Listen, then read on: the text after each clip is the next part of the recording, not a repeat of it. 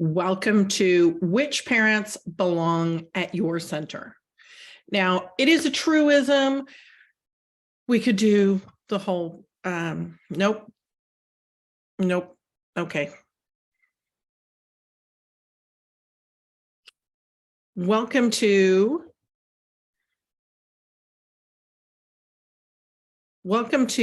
Which Parents Belong at Your Center. I could go all Jane Austen and say it is a truism universally acknowledged that a parent with children is in search of the perfect childcare. But let's not go there. The thing is that there are so many different ways that childcare can be provided, that early education can be delivered. And your program is not the right program for everybody who has a child in your age group, in your town.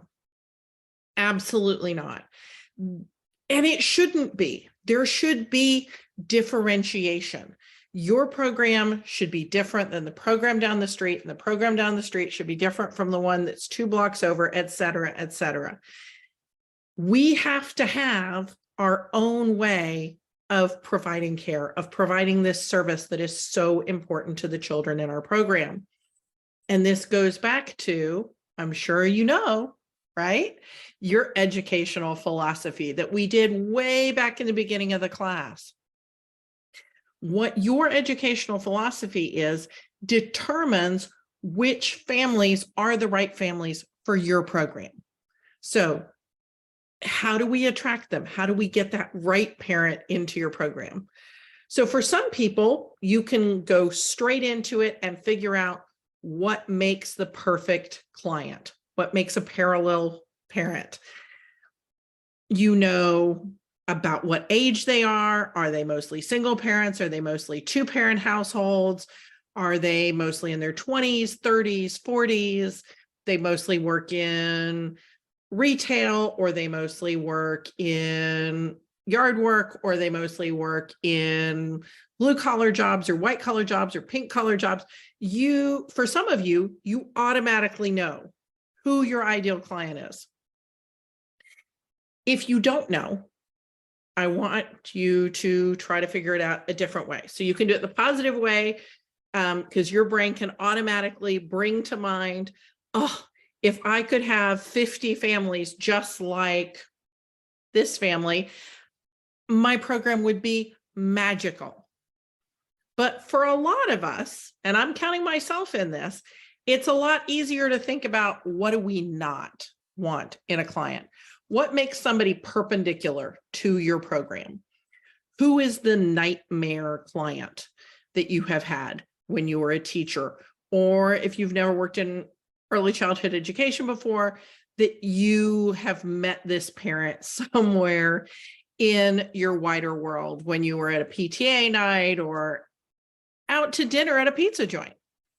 What is that nightmare client for you? For me, it is a parent who does not listen, and when there is a problem, denies that there is a problem. I have a very specific family in mind, and I'm not going to tell you their name, and you shouldn't tell me yours. But for me, there was a very specific family that I'm like, I never want to have another family like this in my program. And so it's important for me to list those things and go, okay, what did they like about my program? I'm not going to market those anymore. Not all money, not all tuition is worth it. So if they're a bad fit client, it is your job during the phone call or the email or the tour to discourage them, to help them find another program that will better suit their needs. If they're the right fit, that parallel parent, it is your job to serve them by encouraging them to enroll. So you have to ask them for the enrollment. There's something called assuming the sale. Go on YouTube, you'll find plenty of videos about assuming the sale, and you need to enroll them, because if they're a parallel parent, they need to be at your program. If you don't invite them to enroll, if you don't sell them, then you're doing them a disservice. Okay. When you get those parallel parents, they will become raving fans. They will tell everyone about you. They will wear the t-shirt that you give them and that you give their children everywhere. They will recommend you to other people. That's what we want. Our parallel parents who will make your life and your teachers' lives easier, and that will encourage other people to enroll at your program. So we want those raving fan parents, those parallel parents. When we get somebody who we think is going to be a raving fan parent, then what we need to do is wow them. So we wow them by doing different things on the tour than the other programs in your area.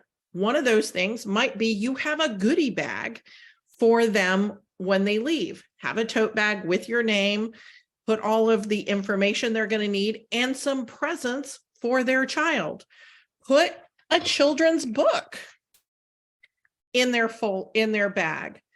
Put some Play-Doh. What is something that is evocative of your program that you can put in that their child can play with right away? Who else is doing that on their tours? Not everybody. You need to differentiate yourself for the parallel parent. And then when they enroll, you also need to wow them. The first 6 months that they come to your program is going to be the time that they're most looking around and going, did I make the right decision? So 6 weeks to 6 months is when they're going to be evaluating you, and you should be evaluating them to make sure they really are that parallel parent. And if not, help them to leave your program, and they're going to be doing the same thing. So be amazing with those parallel parents and cut off those perpendicular parents. Get them out of there. We don't want them at your program. They will drive you crazy. Okay. I look forward to seeing you in the next section.